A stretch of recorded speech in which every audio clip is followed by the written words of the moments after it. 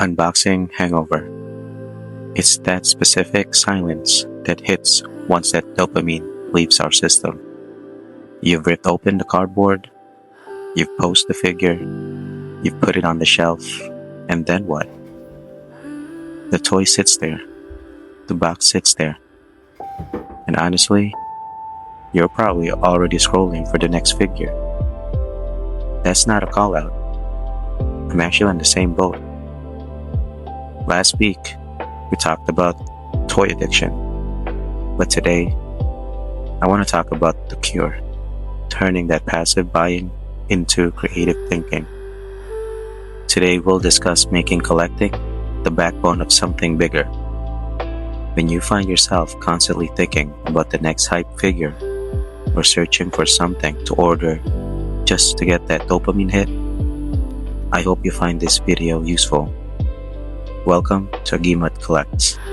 Let's unbox today's topic.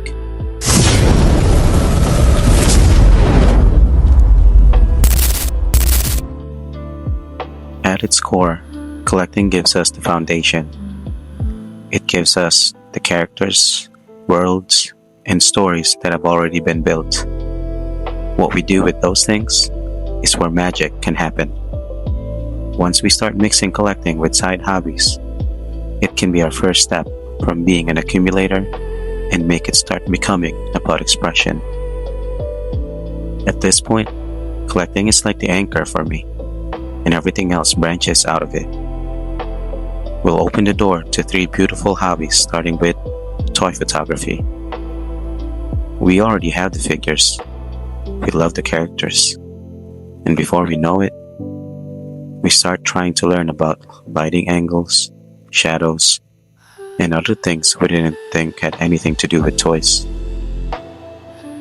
Even the best photographers can tell us that we don't need a fancy camera, and our phone is enough to capture the best photos.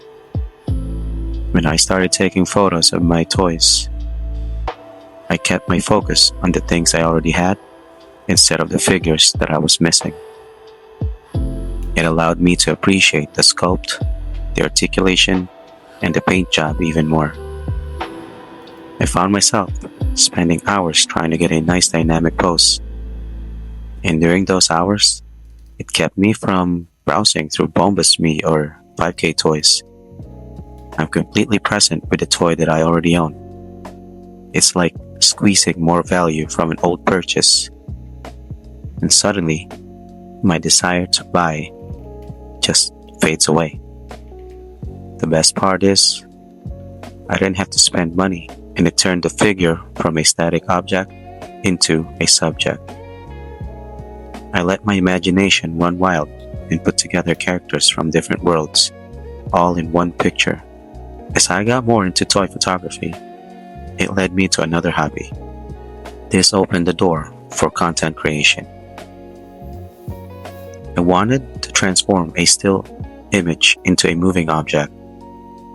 I wanted to bring all sorts of emotions, depending on the background music that I chose. Content creation allowed me to express all of that. It's combining what I already know about the figures, toy photography, and now being able to articulate my feelings about this hobby. I started making videos, not just to talk about toys, but to process my relationship with them. When I sit down to script a video, I have to confront my own habits. I can't lie to you guys, which means I can't lie to myself. It forced me to analyze the hobby rather than just drowning in it. Whether it's writing a blog, starting a channel, or just posting thoughtful captions on Instagram, turning your thoughts into content moves you from a passive consumer to an active participant in the community. I don't do it for the views or likes. I do it to connect with you all. If you're still watching at this point of the video and you've left comments from my previous ones, just know that those comments help me keep this hobby healthy as well. After about 2 months of content creation now, it changed how I view money. Instead of spending $50 on a figure that I don't really need, I might spend it on better lighting for my videos, or better yet, I'm probably not thinking about any figures since I'm more focused on editing videos than going online to shop again. The hobby has become about the process and not the purchase. The third door to open for me might be a shock to some, but honestly, it brought the most nostalgia for me. Kit bashing. I've kept most of my toys since I was a kid, and as I look at them, I see the extra details that my young self has added to the figures. I began remembering the worlds I created for my toys. Now it's my kids' turn to create those worlds with the figures I collect as an adult. Seeing my son try to break every joint in kit bashing brought a whole new kind of fun with my collection. Most might disagree with that experience, and I can't say I was pleased about it at first. But eventually, I got over it, and I began enjoying it the way my son does.